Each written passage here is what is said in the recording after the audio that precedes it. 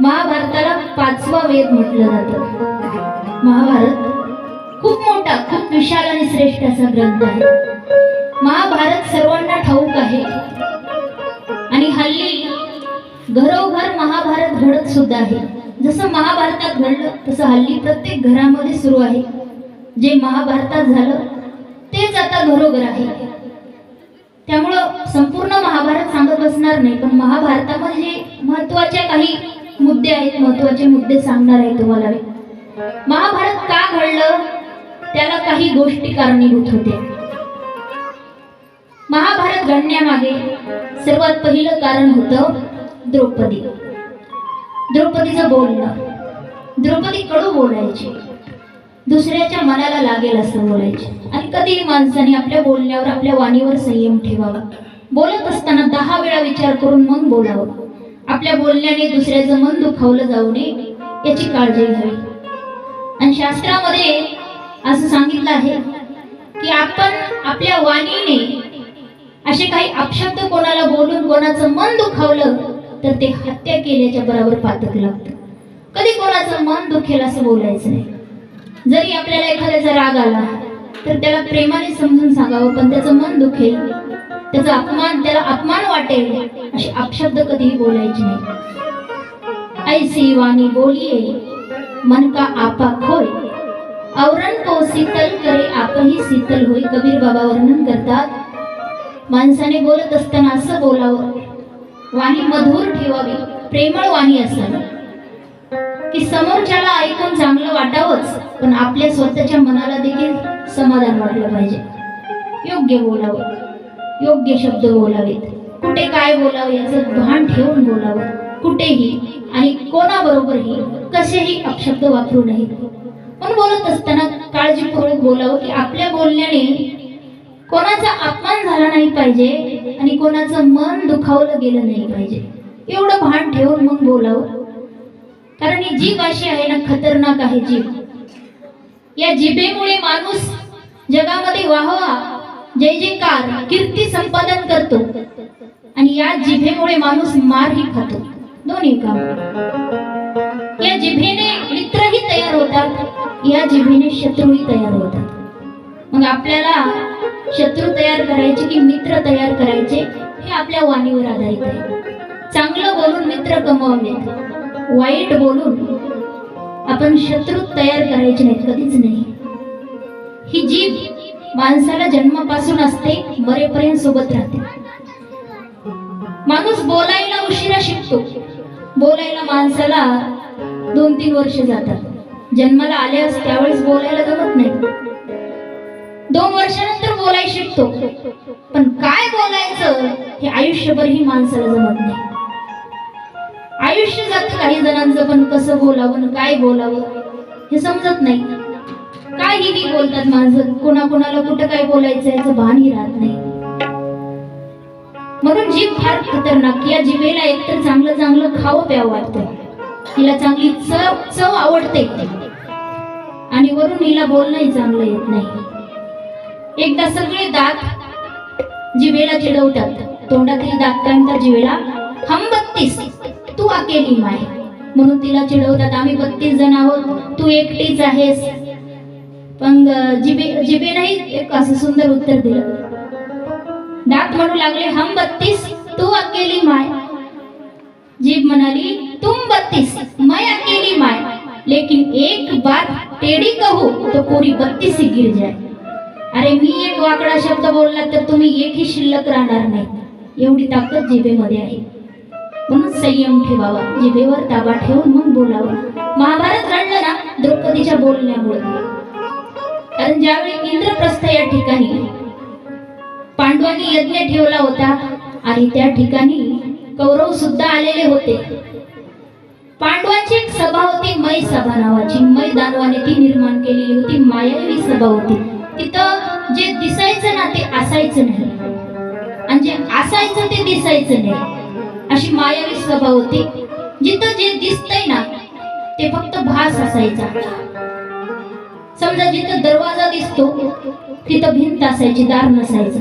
आणि जिथं भिंत दिसते तिथं दार असायचं. जिथं जमीन दिसते तिथं पाणी असायचं, जिथं पाणी दिसतंय तिथं जमीन असायची. म्हणजे असा फक्त भास, मायावी सभा होती. आणि दुर्योधन त्या ठिकाणी ती मायावी सभा बघायला गेलेला होता. आणि सभा बघत असताना दुर्योधन जसा निघाला, समोर दरवाजा दिसला म्हणून निघाला सरळ, आणि समोर निघाली भिंत, आणि भिंतीवर त्याचं डोकं आपटलं.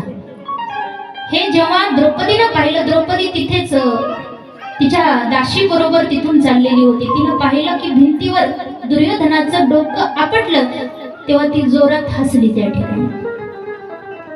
आणि माणसाला असं अपमानजनक वाटतं बरं का. समजा एखादा माणूस चालत चालत पाय घसरून पडला आणि बाकीचे जर हसले तर त्याला फार अपमानजनक वाटतं. पडलेल्या माणसाला पडल्याचं दुःख वाटत नाही, पण मला किती किती हसले, किती जण हसले याचं दुःख वाटतं. दुर्योधनाला फार राग आला, तरी शांत बसला. पुढे गेला. पुढं मग दुर्योधनाला पाणी दिसलं. पाणी दिसलं म्हणून दुर्योधनानं आपलं धोतर थोडं सावरून असं वर धरलं आणि सावकाश पाऊल टाकत निघाला. पण ते पाणी नसून जमीन होती. तेव्हाही द्रौपदी परत हसली एकदा. पुढे गेल्यानंतर मग जमीन होती, सरळ असा रस्ता होता. जमीन आहे म्हणून दुर्योधन तसाच निघाला, पण जसं पाऊल टाकलं तसं त्या ठिकाणी पाण्याचा हौद होता आणि दुर्योधन धक्कन पाण्यामध्ये पडला. पाण्यात पडला. द्रौपदी परत जोरात हसली आणि आपल्या दाशींना म्हणाली, अगं बघा, आंधळ्याचा मुलगा आंधळा चाललाय. आंधळ्याचा मुलगा आंधळा हा शब्द वापरला. तेव्हा दुर्योधनाच्या मनात ते शब्द घर करून बसले. ते त्याला एवढे टोचत होते की त्याने ते शेवटपर्यंत ध्यानात ठेवले आणि शेवट मग त्याने त्याचा बदला घेतलाच. परिणाम, द्रौपदीची भर सभेत त्याने विटंबना केली, विटंबना करण्याचा प्रयत्न केला, तिचं वस्त्रहरण करण्याचा प्रयत्न केला, पण भगवंताने तिचं रक्षण केलेलं आहे. तर महाभारताचं पहिलं कारण म्हणजे ही वाणी. कडू बोलले, द्रौपदीच्या बोलण्यामुळे महाभारत घडलं. दुसरं कारण म्हणजे स्वतः दुर्योधन आहे, तो फार लोभी होता. त्याला वाटायचे सगळं मलाच मिळावं, माझ्या भावाचं देखील मलाच मिळावं. ह्या त्याच्या लोभीपणामुळे हे महाभारत घडलं. तिसरं कारण म्हणजे धृतराष्ट्र. त्याचा जो पुत्रमोह आहे तो कारणीभूत आहे महाभारत घडायला. धृतराष्ट्राला माहित होतं की आपली मुलं अधर्माच्या मार्गावर चालली. लहानपणापासून शकुनीच्या ताब्यात मुलांना देऊन टाकलं आणि आपले मुलं वाईट वागत आहेत, पांडवांसोबत अन्याय करत आहेत हे माहीत असून सुद्धा पुत्रमोहामध्ये येऊन धृतराष्ट्रानं आपल्या मुलांना कधी अडवलं नाही. हे तिसरं कारण आहे. आणि शेवटी महाभारत युद्ध काय, कशामुळे घडलं, काय आहे? महाभारताचे युद्ध म्हणजे धर्म आणि अधर्माची लढाई आहे, सत्य आणि असत्याची लढाई आहे. आणि यामध्ये परिणाम काय झाला? परिणाम झाला सत्यमेव जयते. शेवटी सत्याचाच विजय झाला, शेवटी सत्य जिंकलं. पण तुम्ही संपूर्ण महाभारत बघा, एक गोष्ट तुमच्या लक्षात येईल की जेव्हाही पांडवावर संकट आलं तेव्हा देवाने पांडवांना साथ दिली आहे प्रत्येक वेळी. पण अख्ख्या महाभारतामध्ये एका वेळी पांडवांना देवाने साथ दिलेली नाही. कधी? तर ज्यावेळी पांडव जुगार खेळायला बसले त्यावेळी जर देवाने ठरवलं असतं ना तर पांडव जिंकले असते. पण यावेळी देवाने पांडव जरी असले तरी आज अधर्म करायला बसले, एकदाच चुकले फक्त, तरी देवाने त्यांना शिक्षा दिली आहे. पांडव जेव्हा जुगार खेळायला बसले, पांडव हरले, जुगारामध्ये सर्वस्व हरले, स्वतःलाही हरले, सर्व धन संपदा सगळं हरले, राज्य हरले, शेवटी पत्नीलाही पणाला लावलं, पत्नी सहित हरले. द्रौपदीचं वस्त्रहरण झालं, देवानं वाचवलं, सर्वांना कथाभाग माहित आहे. त्यानंतर मग सगळ्यांनी धृतराष्ट्राला समजावून सांगितल्यावर मग धृतराष्ट्राने दुर्योधनाला सांगितलं की आता तुझा खेळ बंद कर. तेव्हा दुर्योधनाने पांडवांचं जिंकलेलं राज्य परत द्यायला नकार दिला आणि त्यासाठी त्याने एक अट ठेवली की मी पांडवांचं राज्य परत देईन, पण पांडवांनी 12 वर्ष वनवासाला जावं लागेल आणि 1 वर्ष अज्ञातवास सहन करावा लागेल. असा 13 वर्षाचा वनवास पांडवांना मिळाला. विचार करा, जुगार खेळून पांडवांना वनवासाला जावं लागलं. तुम्ही आम्ही तर साधारण जीव आहोत, आपल्याला तर देव कुठं पाठवेल विचार करा. म्हणून जे असे वाईट मार्ग आहेत अधर्माचे ते चांगले नाहीतच. त्या मार्गावर कधी कल्याण होणार नाही. पांडवांना 12 वर्षाचा वनवास आणि 1 वर्षाचा अज्ञातवास. अज्ञातवास म्हणजे काय? तर 1 वर्ष पांडवांनी लपून राहायचं आणि कौरवांनी त्यांना शोधून काढायचं. आणि त्या 1 वर्षामध्ये जर कौरवांनी पांडवांना शोधून काढलं तर परत पांडवांनी 12 वर्षासाठी वनवासाला जायचं असं ठरलं होतं. आणि जर त्या 1 वर्षामध्ये कौरवांनी पांडवांना शोधू नाही शकले तर मग पांडवांचा वनवास संपला. अशा अटी ठरलेल्या होत्या. म्हणजे जसं आपण लग्न छापणीचा खेळ खेळतो त्याप्रमाणे अगदी की पांडवांनी 1 वर्ष अज्ञातवासात की वेश बदलून कुठेही लपून राहायचं. असंही 13 वर्षाचा वनवास आणि पांडव वनवासाला गेले. द्रौपदी ही सोबत गेलेली आहे. एवढ्यावर सुद्धा दुर्योधनाचं मन समाधानी झालं नाही. वनात असतानाही त्यांनी पांडवांना त्रास द्यायचा खूप प्रयत्न केला. एकदा पांडवांना त्रास देण्यासाठी दुर्योधनाने दुर्वास नावाच्या मुलींना प्रसन्न करून घेतलं. त्यांची खूप सेवा केली. दुर्वास प्रसन्न झाले आणि जेव्हा त्यांनी दुर्योधनाला म्हटलेलं आहे की दुर्योधन मी तुझ्यावर फार प्रसन्न आहे, तुझ्या सेवेला प्रसन्न होऊन मी तुला एक वरदान देऊ इच्छितो, तुला काय पाहिजे माग. तेव्हा दुर्योधनाने एकच मागितलं की महाराज पांडवांचा विनाश व्हावा यातच माझं हित आहे आणि हीच माझी इच्छा आहे. यासाठी तुम्ही पांडवांचं सत्व हरण करा. पांडव वनात आहेत त्या ठिकाणी जाऊन पांडवांना त्रास द्या, त्यांचा छळ करा असं सांगितलं. हीच माझी इच्छा आहे. तेव्हा आता त्या ठिकाणी दुर्वासाने तर वचन दिलं होतं दुर्योधनाला, म्हणून दुर्वास दुर्योधनाचं ऐकतात आणि पांडवांचं सत्व हरण करण्यासाठी पांडव ज्या वनात आहेत तिथे येतात. रात्रीचा समय आहे. दुर्वासाने सोबत 60,000 शिष्य घेतलेले आहेत आणि पांडव झोपडी करून वनात राहत असताना त्या ठिकाणी येऊन अर्ध्या रात्री दरवाजा वाजवला. पांडव जागे झाले. दरवाजा काढला तर दुर्वास आहेत. त्यांचं स्वागत केलेलं आहे. विचारले पांडवांनी तुमची काय सेवा करावी. तेव्हा दुर्वासांनी सांगितलं आम्ही फार दुरून आलोत, आम्हाला भूका लागल्या तर आमच्या सर्वांच्या भोजनाची व्यवस्था करा. आता किती जण होते? 60,000 शिष्य सोबत होते. पांडव तर वनवासामध्ये त्यांना पोटभर खायला मिळत नव्हतं, कंदामुळे खाऊन जगायचे. आणि द्रौपदीला एक सूर्य भगवंताने प्रसन्न होऊन थाळी दिलेली होती. त्या थाळीचा असा प्रताप होता दिवसभरात त्या थाळीतून जे पाहिजे ते भोजन बाहेर पडायचं.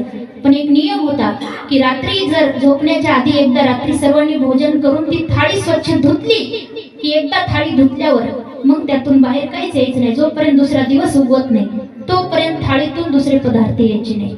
आणि द्रौपदीनं त्या दिवशी भोजन केल्यानंतर थाळी स्वच्छ धुवून ठेवली होती, म्हणून आता थाळीतून भोजन बाहेर येण्याची तर काही अपेक्षाच नव्हती. पांडव आता खूप चिंतेमध्ये पडले की दारात आलेला अतिथी उपाशी पाठवला तर सत्व जाईल, काय करावं. आणि आपली तर अवस्था अशी आहे, आपण दरिद्री आहोत, भिकारी. आपल्याकडे एक माणसाला खाऊ घालण्याची क्षमता नाही, इथं 60,000 जणांना कुठे खाऊ घालणार. खूप चिंता पडली. पण द्रौपदीनं सांगितलं की तुम्ही चिंता करू नका, मी सगळी व्यवस्था करते. दुर्वासांना सांगितलं मुनीवर तुम्ही फार दुरून आलात, थकलात, तुम्ही नदीवर जा स्नान करून या, तोपर्यंत मी स्वयंपाक तयार ठेवते. आणि दुर्वास सर्व शिष्यांना घेऊन नदीवर गेले स्नानाला. आणि इकडे द्रौपदीला विश्वास आहे, कारण ज्यावेळी भर सभेमध्ये तिची विटंबना केली तेव्हा भगवंताने तिची मदत केली होती. म्हणून तिला माहित होतं की परमात्मा पाठीमागे आहे, त्यामुळे घाबरायची गरज नाही. ती देवाला हाक मारते, देवाला विनंती करते. हे आपण एका गवळणीमध्ये ऐकायचं सर्वांनी. फार सुंदर गवळण आहे.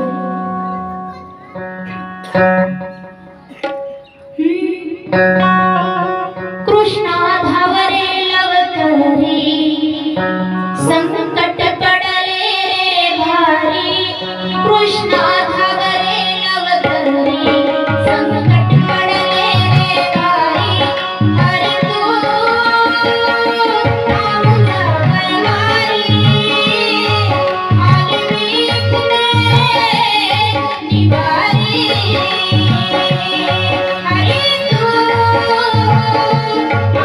बलवारी, आली मीच दे निवारी.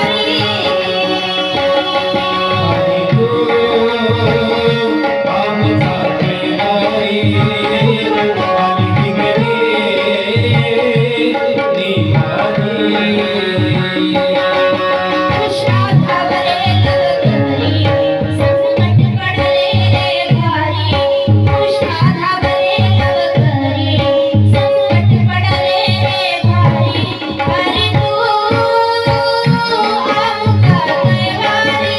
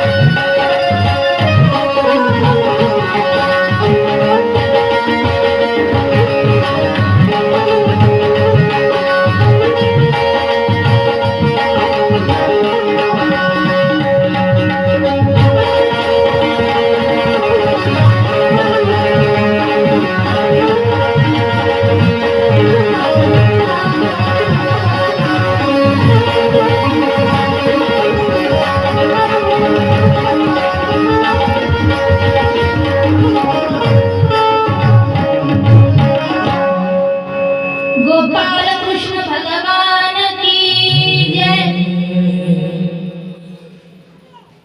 द्रौपदीने भगवंताला हाक मारली कारण तिने साक्षात्कार पाहिलेला होता। दुर्योधनाच्या सभेमध्ये जेव्हा तिची विटंबना केली जात होती, देवाने तिला वस्त्र पुरवलं होतं, म्हणून तिला विश्वास होता की परमात्मा आमचं सत्व कधी जाऊ देणार नाही। तिने देवाला हाक मारल्याबरोबर परमात्मा प्रकट झाले। त्या ठिकाणी आले देव। आल्याबरोबर म्हणतात, द्रौपदी एवढ्या काही गडबडीमध्ये हाक मारलीस, कशाला बोलवलंस? मी नेमकं जेवायला बसलो होतो, एक घास देखील खाल्लेला नव्हता। तुझी हाक आल्याबरोबर ताबडतोब मी जेवणाच्या ताटावर उठून इकडे आले। आधी मला काहीतरी खायला दे। आल्या आल्या काय म्हणतात, आधी काहीतरी खायला दे। द्रौपदी म्हणते, देवा इथं चिंताच त्यामुळे पडली, खाण्यामुळेच इथं चिंता पडली।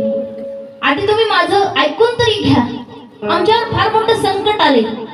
देव म्हणाले, तुझं संकट बाजूला ठेव, संकट नंतर सांग, पण आधी काहीतरी खायला दे। द्रौपदी म्हणते, देवा दुष्काळात 13वा महिना, इथं घरात खायलाच काही नाही म्हणून संकट आले, तुम्ही आल्या आल्या खायलाच मागता। देवानं सांगितलं, मला दुसरं काहीच सांगू नको, मला आधी खायला दे। काहीतरी खायला देशील तरच मी तुझं बोलणं ऐकून घेईन, नाहीतर नाही। द्रौपदी आता चिंतेत पडली। देव सुद्धा आल्याबरोबर खायला मागतात, घरात तर काहीच नाही, अन्नाचा कण नाही। देव म्हणतात, तुझी जी थाळी आहे ना, ती थाळी बघ। तिने सांगितलं, देवा ती थाळी स्वच्छ धुतली आहे, आता त्यातून सकाळपर्यंत काहीच बाहेर येणार नाही। देव म्हणाले, तरी एकदा तपासून पहा म्हणाले। तेव्हा देव म्हणतात, म्हणजे देवाचं बोलणं काही व्यर्थ नसतं, काहीतरी त्यामध्ये हेतू असतो। द्रौपदीनं जेव्हा थाळी पाहिली तेव्हा त्या थाळीला एक भाजीचं पान चिटकलेलं होतं। देव म्हणाले, बघ बरं, तू म्हणत होतीस घरात काहीच नाही, घरात काहीच नाही, हे बघ भाजीचं पान आहे। द्रौपदी म्हणाली, देवा एवढ्याशा भाजीच्या पानाने काय होतं? देव म्हणाले, माझ्यासाठी पुष्कळ आहे। तेव्हा द्रौपदीनं ते भाजीचं पान चिटकलेलं थाळीचं काढलं आणि देवाच्या हातावर ठेवले आणि देवाने अगदी प्रेमाने ते ग्रहण केलं आणि ते भाजीचं पान जसं भगवंताने खाल्लं आणि तृप्त होऊन ढेकर दिला आणि पूर्ण विश्व तृप्त झालं। कारण देव तृप्त झाला की पूर्ण विश्वाचं भरण पोषण होतं। तिकडे नदीवर जे दुर्वास आणि त्यांचे शिष्य मंडळ गेले आहेत, सगळ्यांनी तृप्त होऊन ढेकर दिला, सगळ्यांचं पोट भरले। अचानक सगळ्यांना नवल वाटते की आपण तर काहीच खाल्लं नाही, पण पोट एवढं भरले की आता पोटामध्ये पाणी प्यायची सुद्धा जागा नाही, इतकं पोट जेवण केल्यासारखं तृप्त झाले। दुर्वास शिष्यांना म्हणतात, कुणाला भूक लागली आहे का? शिष्य म्हणाले, नाही गुरुदेव, आम्हाला तर अजिबात भूक नाही। दुर्वास म्हणतात, मला देखील भूक नाही। मग आता तिथं जाऊन पांडवांच्या घरी, पांडवांनी आपल्याला भोजनाची व्यवस्था केली असेल, तिथं जाऊन काय खावं? आपल्याला तर बिलकुल भूक नाही। तेव्हा शिष्य म्हणाले, गुरुदेव इकडल्या इकडूनच पळ काढू, कारण आता पोटामध्ये जागा नाही। तेव्हा दुर्वास आणि त्यांचे शिष्य तिथून तिकडेच पळून गेले, पण वापस पांडवांच्या झोपडीकडे फिरकलेच नाही। देवानं एवढं रक्षण केलं पांडवांचं, प्रत्येक संकटातून देवाने त्यांना वाचवले आणि अशा प्रकारे पांडवांचा 12 वर्षाचा वनवास पूर्ण झाला आणि आता 13वं वर्ष सुरू होणार होतं। थोडेसे दिवस शिल्लक होते। पांडव चिंतेमध्ये होते की आता काय करावं, आता कुठे राहावं, अज्ञातवासामध्ये लपून राहायचे। जर कौरवांना सापडलो, कौरवांच्या हाती लागलो तर परत एकदा 12 वर्ष वनवासाला जावं लागेल, म्हणून अशी कुठली जागा आहे, काय केलं पाहिजे? तेव्हा त्या ठिकाणी यक्षाच्या रूपामध्ये साक्षात धर्मराज यांनी पांडवांची परीक्षा पाहिली आणि त्या परीक्षेमध्ये पांडव सफल झाले आणि स्वतः धर्मराज यांनी सांगितलं की तुम्ही विराट नगरीमध्ये वेश बदलून राहा, 1 वर्ष कौरव तुम्हाला शोधू शकणार नाही। तेव्हा पांडव 1 वर्षभर विराट राजाच्या नगरीमध्ये वेश बदलून राहिले, नौकर बनून, दास बनून राहिले आणि 1 वर्ष अज्ञातवासाचं पूर्ण झालं। 13 वर्षाचा वनवास पूर्ण करून पांडव परत आलेले आहेत।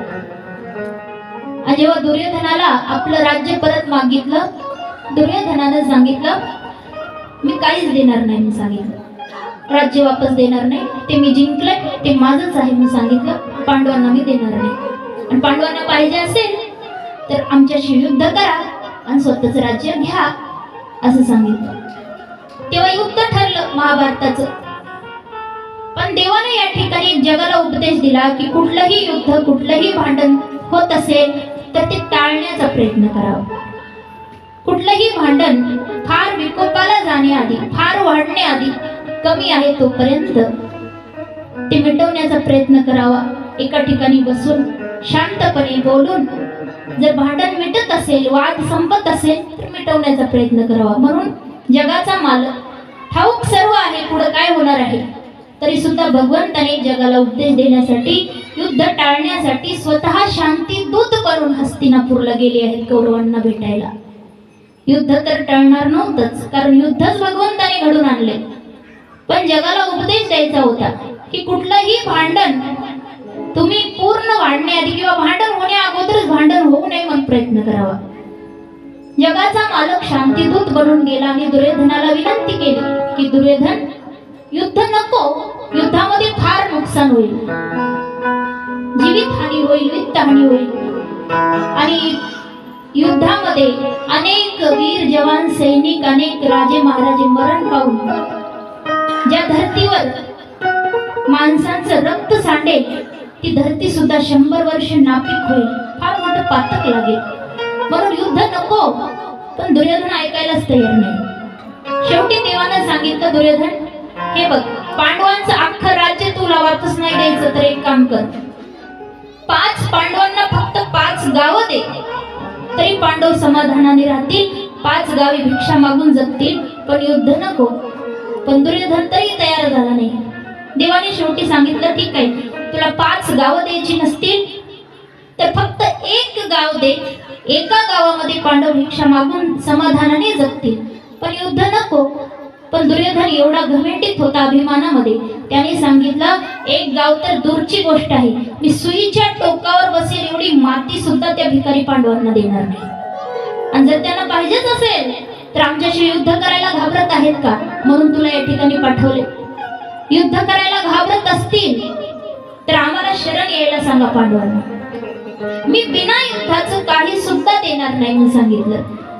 तेव्हा देवाला तर सगळं ठाऊक होतं, पण देवानं प्रयत्न करून पाहिले आणि परमात्मा निघाले की दुर्योधन म्हणतो, देवा आमच्या घरी पंचपक्वानाचं भोजन केले, तुमच्यासाठी जेवण करा.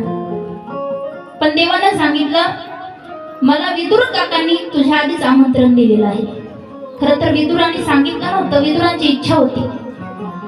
देव दुर्योधनाच्या घरचं अन्न खात नाहीत, कारण माणसाने कुठेही खाऊ नये, जिथं प्रेम आहे तिथंच खावं, कुठल्याही घरी खाऊ नये. जर एखादा माणूस संकटात असेल, कुठं फसला असेल, तेव्हा त्याने काही कुठल्या घरचं अन्न खाल्लं तर वेगळी गोष्ट. पण जर कुठलं संकट नाही, काहीच नाही, अशा वेळी कुठल्याही घरचं, एखाद्या घरी जर पापाची कमाई असेल तर तिथलंही अन्न खाऊ नये. कुठले लोक कपटी आहेत तिथलंही अन्न खाऊ नये. जे लोक प्रेमळ आहेत, सात्विक आहेत, तितकं भोजन करावं. परमात्मा कौरवांचं अन्न खात नाही आणि विदुराच्या घरी स्वतः जातात आणि विदुराच्या घरी शिजवलेल्या कन्या खातात. केळीचे टरफल विदुराची पत्नी आनंद विभोर होऊन भगवंताला केळी खाऊ घालते, पण आनंदामध्ये तिला समजतच नाही. केळी सोलून देते, केळीचा गाभा कचऱ्यामध्ये टाकते आणि केळीचं टरफल देवाला खायला देते. तरी देवाने प्रेमाने खाल्लं, कारण देवाला फक्त भाव पाहिजे, प्रेम पाहिजे. देव फक्त प्रेमाचा भुकेला आहे. म्हणून पांडव मनापासून प्रेमळ आहेत, सात्विक आहेत, म्हणून तर देव त्यांच्यावर प्रेम करतो. पांडवांसाठी परमात्मा शांतीदूत बनून आले. शेवटी युद्ध ठरलं आणि सगळ्यांना ठाऊक आहे युद्धाचा परिणाम सत्यमेव जयते. भागवतामध्ये महाभारत संपूर्ण आलेलं नाही. भागवतामध्ये महाभारताचा डायरेक्ट शेवट सांगितलेला आहे की भीमबाईने दुर्योधनाच्या मांड्या फोडलेल्या आहेत आणि दुर्योधनाने मेल्यासारखं खोटं नाटक करून पडून राहिले. पांडवांना वाटलं की दुर्योधन मेला असं समजून पांडव निघून गेले, पण दुर्योधन जिवंतच होता, त्याच्यामध्ये जीव शिल्लक होता. तेवढ्यामध्ये तिथं अश्वत्थामा गुरु द्रोणाचार्याचा मुलगा त्या ठिकाणी आला. दुर्योधनाने त्याला सांगितलं, अश्वत्थामा माझी इच्छा आहे मरण्याची आधी मला पांडव मेल्याची माहिती मिळावी. मला पांडव मेले एकदा कानावर आलं की मी समाधानाने मरेन, म्हणून माझी एवढी इच्छा पूर्ण कर. तेव्हा अश्वत्थामाने पांडवांना मारायची योजना तयार करायला लागला. त्यावेळी युद्धाचा असा नियम होता की दिवस मावळला की युद्ध बंद करायचं, रात्रभर सैनिकांनी झोपायचा, आराम करायचा, रात्रीचं युद्ध करायचं नाही असा नियम होता. पण अश्वत्थामाने रात्रीच्या अंधारामध्ये पांडवांना चोरून म्हणजे पाठीवर वार करायचा, विश्वासघात करायचा, रात्रीच्या अंधारात चोरून लपून त्यांच्यावर वार करायचा असं ठरवलं. देवाला सगळं ठाऊक होतं. देव त्या दिवशी मुद्दाम पांडवांना द्रौपदीला घेऊन लांब निघून गेले, शिबिरापासून दूर निघून गेले. आणि त्या दिवशी नेमकं द्रौपदीचे 5 पांडवापासून जन्माला आलेले 5 पुत्र आपल्या पित्याच्या ठिकाणी झोपले. आणि अश्वत्थामाने रात्री अंधारामध्ये पांडव समजून पांडवांच्या मुलांची भर झोपेत हत्या केली. आणि दुर्योधनाला जाऊन सांगितलं की मी पांडवांना मारलं आणि दुर्योधनाने प्राण सोडले. इकडे जेव्हा सकाळी द्रौपदीने आपल्या मुलांना पाहिले, भर झोपेत त्यांची हत्या झालेली. पांडवांनी शोध घेतला असताना अश्वत्थामा त्यांना सापडला. अश्वत्थामाला जेव्हा समोर आणलं, द्रौपदीने पाहिलं की आपल्या मुलांचा मारेकरी कोण आहे, तर गुरुचा मुलगा आहे. तिने सांगितले की याला सोडून द्या, कारण हा गुरुपुत्र आहे, याची हत्या करणं पाप आहे. आणि त्यात अश्वत्थामाच्या आईला दुसरं कोणी आधार नाही, पतीही मरण पावले आणि मुलगाही आपण मारला तर तिला कोणाकडे पाहून जगायचं, म्हणून याला सोडून द्या. तेव्हा भगवंताने सांगितलं याला असं सोडू नका.